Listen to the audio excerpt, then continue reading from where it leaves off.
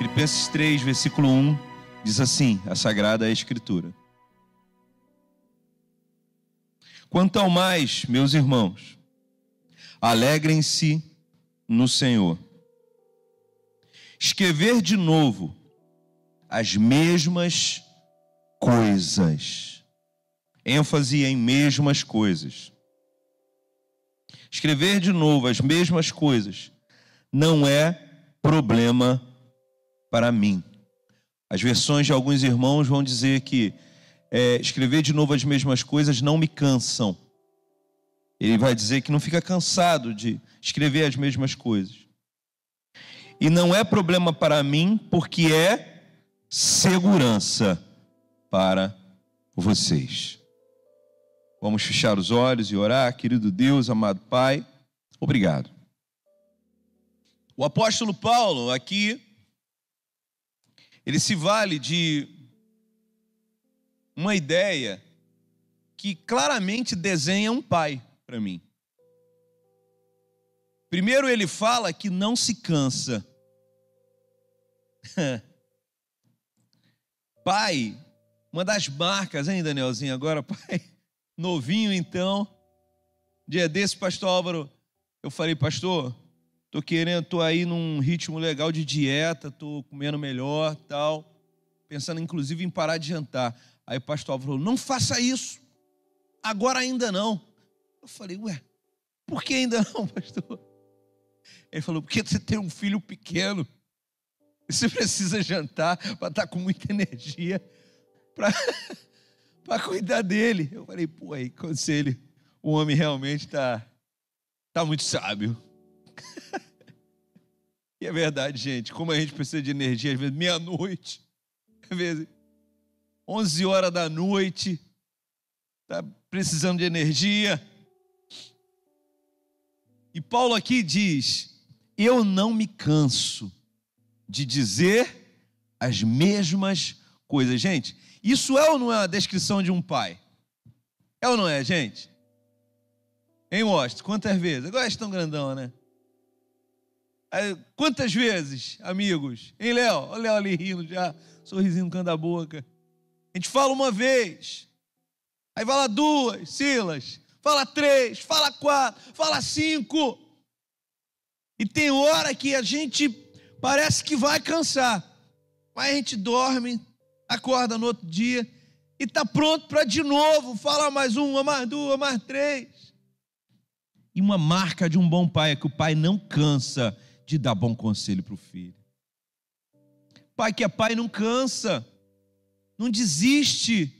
É muito comum, irmãos, uma cena triste, mas é muito comum você ir à porta de um presídio, à porta de um hospital com internação de emergência e ver um filho preso, e ver um filho que se acidentou alguma coisa de trânsito, de moto, de bicicleta e ver lá um pai que não se cansou de dizer para aquele filho, meu filho, esse caminho não presta, filho, eu já passei por isso. Eu já vi isso 1 vez, 10 vezes, 100 vezes, filho. Mas todo filho que presta, não presta.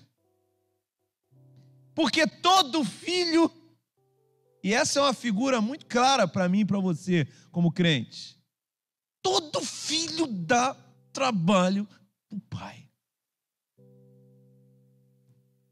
Inclusive, a gente fica com aquelas esperanças, né? Não, vai crescer quando... Todo pai pensa isso também, tá?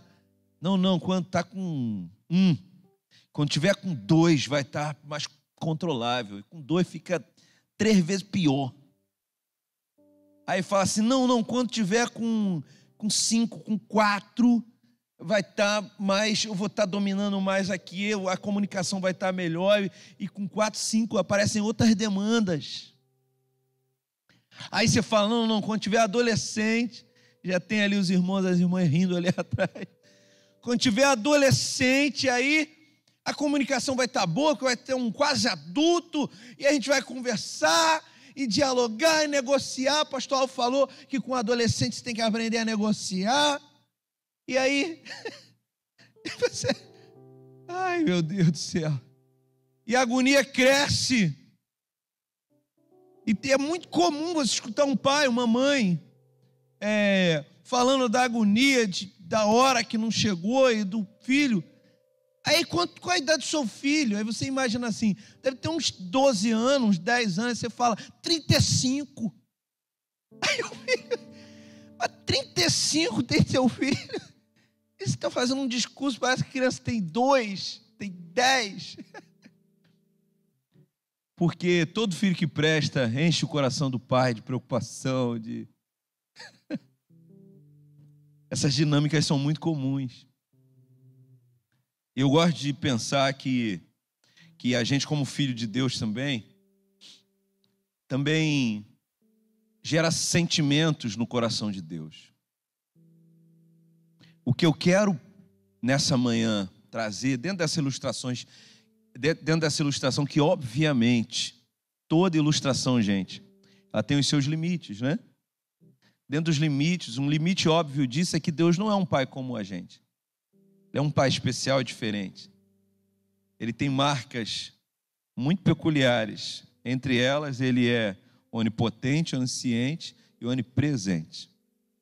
Se a gente tivesse um pouquinho disso daqui, a gente ia ficar menos desesperado, porque a gente ia saber onde o filho está o tempo todo, né? A gente ia ter poder para livrar o filho o tempo todo. Mas se a gente tivesse a terceira, a onisciência, a gente não ia livrar o filho o tempo todo, porque o filho só cresce quando tropeça de vez em quando. Por isso que o pai tem a onipotência para livrar de tudo, mas não livra de tudo o pai. Porque na onisciência dele, agora como é que ele lida com esses dois aqui? Ou não, agora eu vou ser onisciente. Não, agora eu vou ser onipotente. Como é que faz isso? Meu Deus, ainda bem que Deus que é Deus, né? A gente não é. Não tem que lidar com essa problemática. Mas Deus, Ele é Pai. E a Bíblia vai dizer aqui que Paulo, como pai na fé dos filipenses, ele não cansava de dizer as mesmas coisas. Pastor, eu já li a Bíblia, que é a revelação da vontade da palavra do Pai. Eu já li a Bíblia toda. Não preciso mais ficar lendo a Bíblia, né? Precisa, irmãos. Por quê? Porque o Pai não se cansa de repetir para a gente as mesmas coisas, para uma hora a gente aprender. Quem é o filho aqui que teria a coragem de dizer hoje, não preciso mais ler a Bíblia, porque eu já aprendi tudo? Quem é o filho que já aprendeu tudo? Isso não existe. Somos filhos que precisam continuar aprendendo com o Pai. E glória a Deus, Ele não cansa de nós. Quantos podem dar glória a Deus? Que bom que Ele insiste. Que bom que Ele, como bom Pai, não cansa da gente, insiste com a gente. Que bom que o Pai, Paulo, não desistia e não cansava dos irmãos da igreja de Filipos. E o propósito, então, desse não se cansar? É maravilhoso. Ele vai dizer no final do versículo 1, eu não me canso, porque isso é segurança para vocês. Onde é que os filhos estão seguros? Quando é que os filhos estão seguros? Os filhos estão seguros quando estão debaixo daquilo que o pai repete. Debaixo da proteção gerada na repetição do pai. Daquilo que o pai repete. Então, meu irmão, existe algo recorrente na tua vida? O pai tem falado algo ao teu coração nos últimos anos? Hein? Presta atenção nessa palavra agora aqui. O que o pai tem falado ao teu coração nos últimos anos? Existe algum assunto que o pai tem repetido para você? O que Deus tem repetido para você nos últimos dias? O apóstolo Paulo vai dizer que aquilo que ele repetia para os filipenses era a segurança dos filipenses. Então nessa manhã eu te provoco a imaginar, a pensar, a tentar lembrar o que Deus Pai tem falado ao teu coração. Hein? Pergunte-se isso. Pergunta isso para o teu coração nessa manhã. O que o Pai tem falado com você? O que o Pai falou contigo mês passado aqui nessa igreja? O que o Pai falou contigo no congresso de mulheres aqui? O que o Pai está falando contigo agora, aí no teu coração? O que o Espírito Santo tem gerado e falado ao teu coração? Aí se pergunte depois disso, por que Ele está repetindo isso?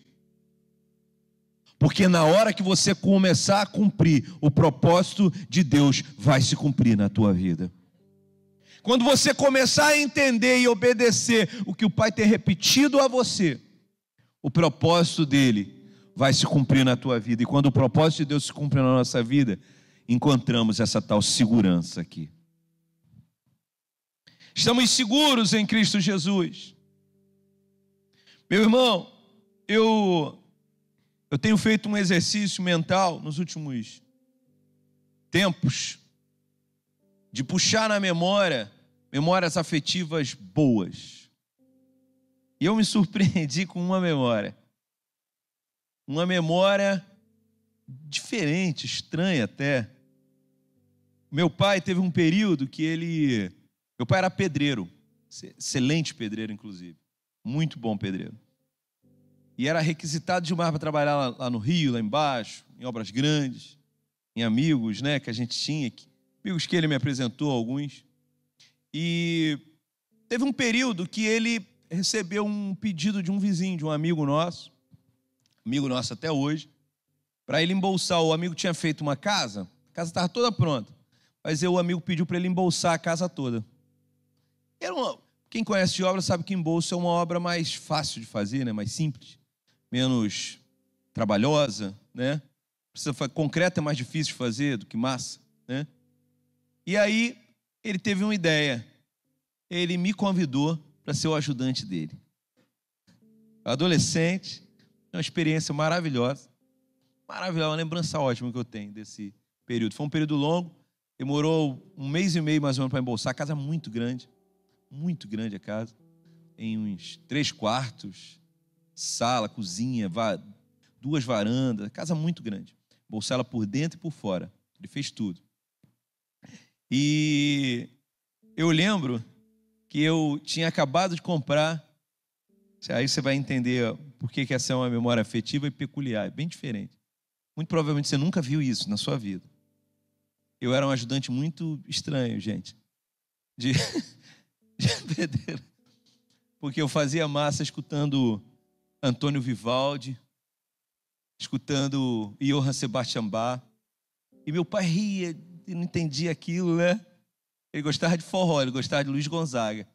E ele não entendia bem porque aquela música não tinha voz, né? Só tinha, no caso do Vivaldi, cordas, né? No caso do Sebastian Bach, muito piano, muito cravo, né? Um outro tipo de piano.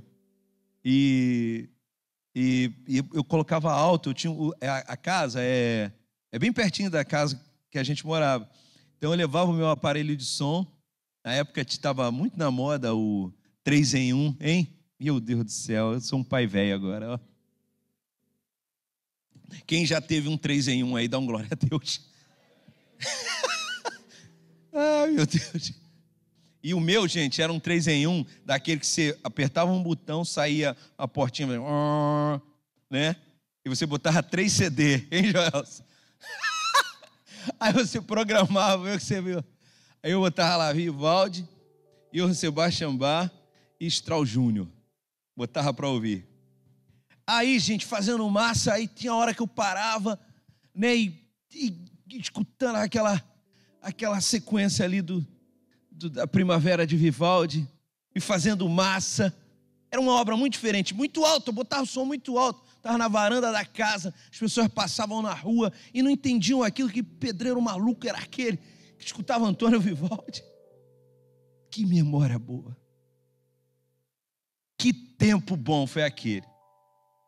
E o meu pai, ele podia ter chamado um ajudante profissional. Ele podia ter chamado alguém que botasse um Luiz Gonzaga para tocar, ou botasse na Rádio Tupi para ouvir as notícias do futebol. Mas ele decidiu passar um tempo ali com o filho dele, me ensinando coisas maravilhosas que eu aprendi ali naquele período. Irmãos, A gente precisa compreender nessa manhã que o Deus Pai quer passar um tempo com a gente. A gente precisa ter essa ideia quando a gente pensa em devocionais, pastor Valmir. Quando a gente pensa num devocional, num tempo com Deus, a gente precisa pensar num tempo de qualidade. Hein, irmão? Um tempo de qualidade. Passar um tempo com Deus precisa ser o momento mais prazeroso, ou um dos momentos mais prazerosos do seu dia. John Piper vai dizer que a maneira da gente solucionar a questão da busca humana pelo prazer, especialmente a busca contemporânea pelo prazer, que é tão alta, a maneira de solucionar isso é trocar os prazeres. É descobrir em Deus o prazer de adorar a Deus. É descobrir que é prazeroso adorar a Deus. Tem um pastor que eu tenho muita admiração pela biografia dele, um pastor do Havaí, que ele faz o devocional dele na melhor cafeteria do Havaí. É perto lá, ligeiramente perto da casa dele. Ele todo dia pela manhã, quando o sol está nascendo ainda, ele faz a caminhada dele, caminha da casa dele até a cafeteria, chega e ele escolhe um dos cafés que ele ama, ele pede aquele café gostoso, porque ele fala que ele tem que construir na memória dele aquele sabor, aqueles aromas, na hora que ele está lendo a palavra, para que no dia que isso faltar, que ele morra de saudade de ler as Sagradas Escrituras. Acho essa ideia fantástica. Então o meu conselho para você, passe um tempo de qualidade com o teu pai essa semana. Quantos acham que essa é uma boa ideia? Passe um tempo de qualidade com seu pai. Crie um ambiente lá na sua casa para isso. Separa um lugar gostoso lá da sua casa, um momento especial do dia. Para alguns isso só vai ser possível na madrugada. Teve um testemunho de uma irmã que eu escutei há pouco tempo, ela dizendo que na casa dela ela não podia fazer isso, mas ela fazia isso na madrugada. Existem algumas famílias que são muito grandes, algumas casas que são pequenas, algumas casas que são limitadas. Então acorda mais cedo um pouco, acorda de madrugada, espera todo mundo dormir, vai dormir depois de todo mundo, mas não abra mão de passar um tempo com o teu pai. Não abra mão de trazer esse alimento para a tua alma. E eu faço o link então agora com 2 textos que eu quero ler com você. 2 textos que falam sobre isso, sobre alimentação. Sobre estar alimentado diante do Pai. Estar comendo pão diante do Pai. O primeiro texto é um texto clássico. Mateus 4 vai falar sobre o momento que Jesus foi tentado. Capítulo 4, versículo 1. A seguir, Jesus foi levado pelo Espírito ao deserto, para ser tentado pelo diabo. E depois de jejuar 40 dias e 40 noites, ele teve fome. Então o tentador, aproximando-se, disse a Jesus: se você é o Filho de Deus, mande que essas pedras se transformem em pães. Jesus, porém, respondeu: está escrito, o ser humano não viverá só de pão, mas de toda palavra que procede da boca de Deus. Amém? Queridos irmãos, eu me perguntei essa semana, por que Jesus, tendo o poder para, não o fez? Ninguém aqui vai duvidar que Jesus tinha poder para transformar aquela pedra em pães.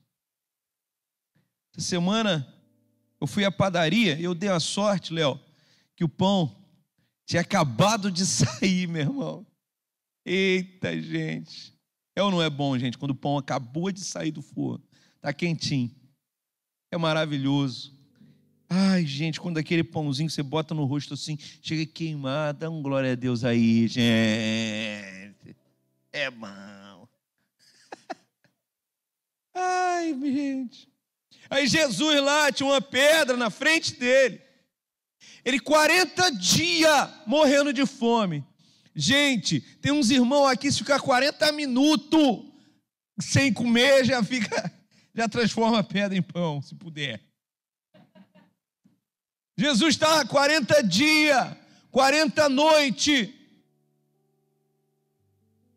Aí o diabo chega diante dele, lembra ele uma verdade.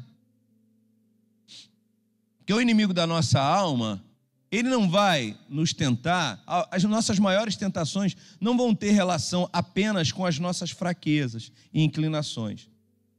Muitas das nossas maiores tentações vão ter uma relação com aquilo que a gente pode fazer. Às vezes a gente nem precisa tanto. Às vezes, como nesse caso, precisa.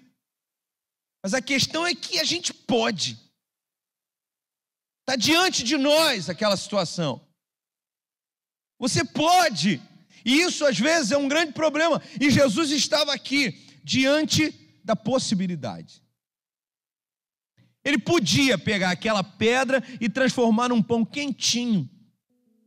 Não tinham inventado ainda a bendita da margarina Qualy também, mas ele podia pegar e jogar assim, bota ela um pão tão quentinho que derrete a manteiga, gente. Meu Deus, que vontade deu agora.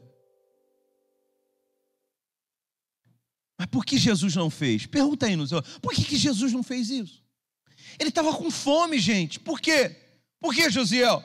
Por que ele não transformou, então? Em primeiro lugar, meus irmãos, ele não transformou, pois seria apenas para o seu benefício.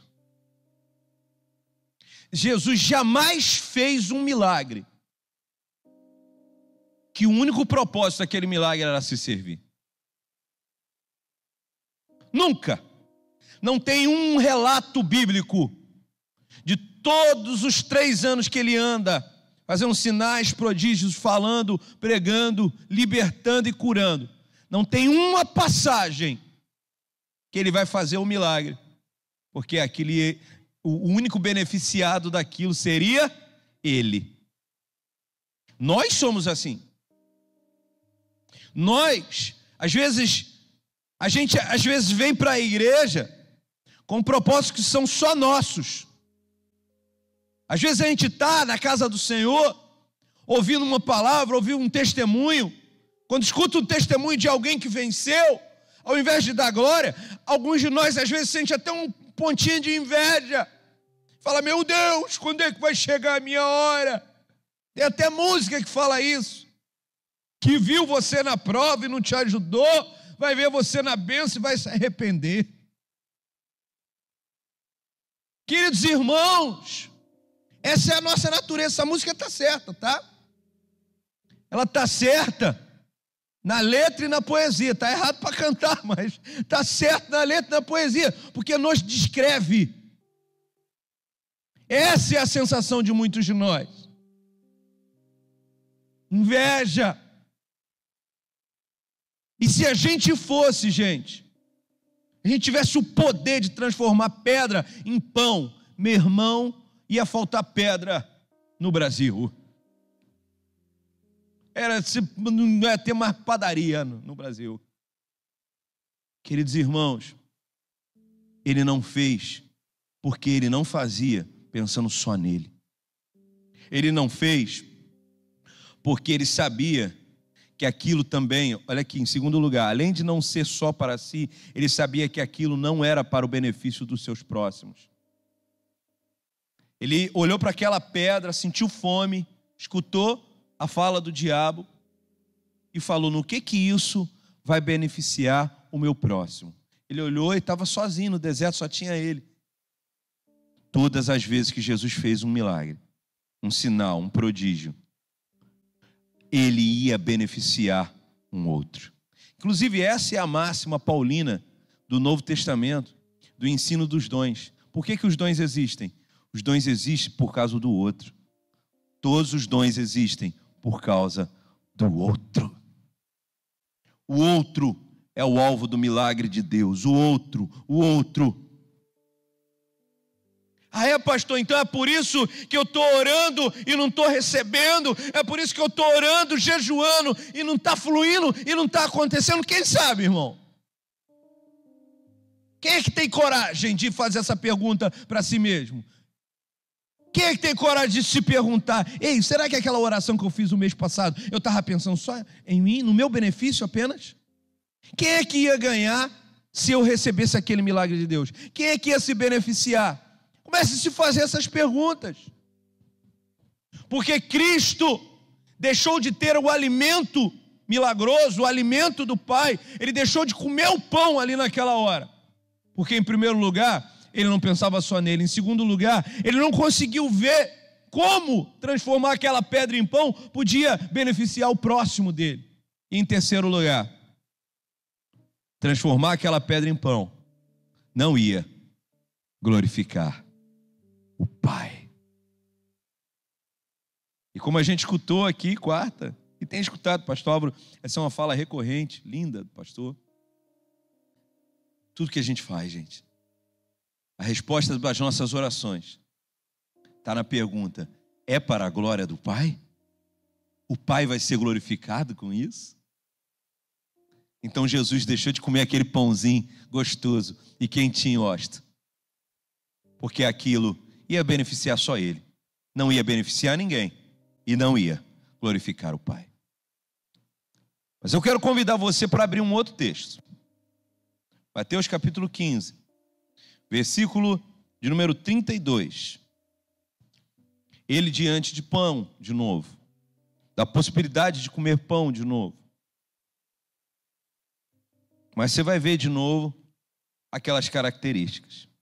Então Jesus chamou os discípulos e disse: tenham compaixão dessa gente, porque já faz 3 dias que eles estão comigo e não têm o que comer. Então eu quero mandá-los para casa. Eu não quero mandá-los para casa em jejum, para que não desfaleçam pelo caminho. Olha para cá, era uma preocupação real de Cristo, tá? Alguns moravam muito longe, era uma multidão muito grande. Alguns falam entre 10 e 15 mil pessoas. E eles acreditavam que alguns, no trajeto para casa, podiam morrer, porque eles já estavam há muitos dias ali com fome, eles estavam morrendo de fome. Então era uma preocupação real de Cristo, tá? Versículo 33. Mas os discípulos disseram: onde haverá nesse deserto pão suficiente para saciar tão grande multidão? Outra necessidade real, outra questão real colocada pelos discípulos. Onde agora? Não tem nenhuma padaria nesse deserto. Onde é que a gente vai comprar pão para tanta gente? Jesus perguntou: quantos pães vocês têm? E eles responderam: 7 pães e alguns peixes. Olha para cá. Gente, para a gente sempre é insuficiente. Quando a gente olha os cenários, a escassez, inclusive, é o que mais movimenta os mercados. Escassez é a moeda mais importante dos mercados. Escassez é falar de nós. Escassez é a nossa marca, é a marca da humanidade. Nós somos escassos. Escassos emocionais, escassos financeiros, escassos. Todos os pensamentos filosóficos sobre a figura das paternidades, em Nietzsche, em Freud, em Marx, em todos eles, pensaram o pai a partir de uma escassez que a gente carrega no peito, de uma falta que a gente tem no peito. Porque toda vez que o filho olha para o cenário, ele vai ver o cenário e ele vai enxergar escassez. O que os discípulos olharam e enxergaram? Escassez. Eles olharam e só tinham 7 pãezinhos e alguns peixinhos. O que eles viram? Escassez. Mas quando o pai olha para o mesmo cenário, o que o pai vê? Ele vê uma multidão alimentada. Porque o pai, ele não pensa e nem se move na nossa dimensão, na nossa limitação, que é a escassa. O pai não conhece escassez. O pai não tem escassez. O pai, quando olha para o cenário, ele vê uma multidão de filhos alimentados, cuidados. Então você entrou aqui hoje, talvez num cenário de falta, de sofrimento, de dor da tua casa, num cenário onde você olha e nem vê possibilidades direito para sair daquela situação, daquela circunstância. Mas acredite, o Pai está olhando para você nessa manhã e olhando para o mesmo cenário e dizendo: ah, meu filho não sabe o que eu estou prontinho para fazer na vida dele. Meu filho não entende, meus filhos não entendem, mas eles estão a segundos, a minutos de ver o milagre meu acontecendo e a multiplicação se dando e todo mundo comendo e todo mundo se alimentando. Ah, porque o pai, quando olha, ele não vê 7 pãezinhos e um punhado de peixe. O pai vê a multiplicação em curso, a multiplicação funcionando, porque Ele é o Pai. Versículo 35, então, tendo mandado o povo sentar no chão, ei, em nome de Jesus, imagina esse cenário. Imagina você, o filho, diante do teu Pai celestial. Teu pai pega na tua mão nessa manhã e fala para você: meu filho, confia. Senta agora aqui nesse gramadinho, hein? As irmãs ontem, algumas das irmãs, eu vi, estavam lá em Petrópolis, fizeram um piquenique lindo. Jéssica postou, Márcia mandou fotos para mim. Hein? Não é gostoso sentar, fazer um piquenique, sentar na grama, pegar um pãozinho, pegar um biscoito, tomar um cafezinho? Não é gostoso sentar na grama, esperar o pai trazer a manutenção, o sustento, a provisão? Ei, meu irmão, o Espírito Santo te convida nessa manhã para sentar e aguardar, porque o Pai está chegando com provisão. O Pai está chegando com multiplicação. O Pai está chegando com milagre. O Pai está chegando com sustento. Pastor, mas eu não estou vendo. Porque você é você. Porque eu sou eu, somos filhos. Filho não vê, é o Pai que vê. O que a gente precisa não é ver, o que a gente precisa é obedecer, sentar e esperar, confiando que o Pai não nos desampara, que o Pai nos alimenta, Ele é poderoso para. Então, tendo mandado o povo sentar no chão, pegou os 7 pães e os peixes, e tendo dado graças. Jesus, antes de apontar o pão para o povo, apontou o pão para o Pai. Porque ele sabia que a única chance que aquele povo tinha vinha do Pai. O Pai que sustenta, o Pai que alimenta.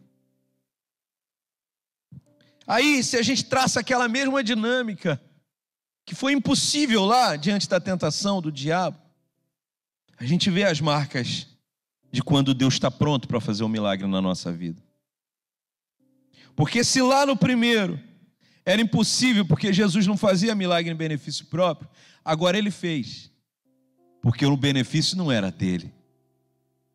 Ele ia se beneficiar também, mas não era, o propósito não era se beneficiar. O pão agora, o propósito era alimentar. Pense comigo, se ele estava preocupado somente em se beneficiar, 7 pães, dava para ele comer. Ainda resolvia o problema da fome de mais uns 2 ou 3 discípulos. Comia um peixinho, um pão, pronto. Mas ele não estava pensando nele. Ele estava pensando no próximo. Já nessa passagem, a gente vê que ele fez o milagre, pois não seria apenas para o seu benefício. Ele fez o milagre, pois seria para o benefício dos seus próximos. Que no nome do Senhor Jesus Cristo, você esteja sentado e pronto para receber o milagre e a bênção de Deus. Mas quando você receber o milagre de Deus, você tenha a coragem de olhar para o lado, porque Deus nunca vai te dar um milagre só para você. O milagre que Ele gera na tua vida é para que você possa olhar para o lado direito, olhar para o seu lado esquerdo e enxergar alguém para você compartilhar aquilo, para você dividir aquilo. Essa é a dinâmica da cristandade, é a dinâmica do ambiente favorável para o Senhor fazer transformação e milagre na nossa vida. E acima de tudo, Ele pega aquele pão, Ele eleva para o alto e Ele fala: Pai, eu te dou graças. Já tinha acontecido o milagre, gente? O pão já tinha sido multiplicado? Ainda não. Mas ele ainda assim deu graças ao Pai, antes do milagre acontecer. Que dia é hoje, pastor? Hoje é o dia. Que dia, pastor? O dia antes do milagre acontecer. Espera, aguarda, senta, espera, aguarda o Pai. Estamos antes do milagre acontecer. Ah, é, pastor? Então o que eu tenho que fazer? Levantar a mão para o Pai e dar graças. Ser grato, agradecer. Pelo que, pastor? Eu ainda estou só com 7 pão e um punhado de peixe e uma multidão de 15 mil para comer. Você está à véspera, na beirinha de um milagre acontecer. E quando a gente está pertinho do milagre, só resta um trabalho para mim e para você, igreja. Filhos, ser grato ao Pai. Ele fez o milagre, pois o Pai seria glorificado. Estou terminando a palavra, gente, e eu quero convidar você, filho, filho de Deus, meu irmão em Cristo, quero te convidar para a gente não desistir, amém? Quero te convidar para a gente avançar. E eu escolhi terminar essa palavra de hoje com as palavras de Sylvester Stallone, no 6º filme da série do Rock. O nome do filme, inclusive, é Rock Balboa. Que tem Rock 1, 2, 3, né? Mas o 6º filme não tem Rock 6. É o Rock Balboa. Na hora que o filho dele estava desistindo, estava acusando, botando a culpa no pai. Coisa que filho faz, né? A gente faz ou não faz isso? Não, eu não sou assim porque meu pai... Eu sou assim porque, te bota a culpa no outro. E o Rock chega diante do filho e fala: o mundo é cruel. E ninguém vai te bater tão duro como a vida. Mas não se trata de bater duro. Se trata de quanto você aguenta apanhar e seguir em frente. O quanto você é capaz de aguentar e continuar tentando. É assim que se consegue vencer, meu filho. Palavra de um pai para um filho. Que a gente vença. Mesmo que a vida esteja batendo duro em você, meu irmão, minha irmã. Que a gente aprenda com as palavras do papai. Que bom, o lutador, o símbolo do lutador. Que a gente se erga nesse domingo. Mesmo que a vida esteja machucando a gente, que a gente aprenda a levantar e continuar. Porque um vencedor não se constrói batendo, ele se constrói aprendendo a apanhar e levantar e insistir, e apanhar e levantar e insistir e continuar. Então você já sentou hoje, O Pai já te alimentou. Você vai levantar hoje para viver uma das melhores semanas da sua vida. Vamos orar. Querido Deus e amado Pai,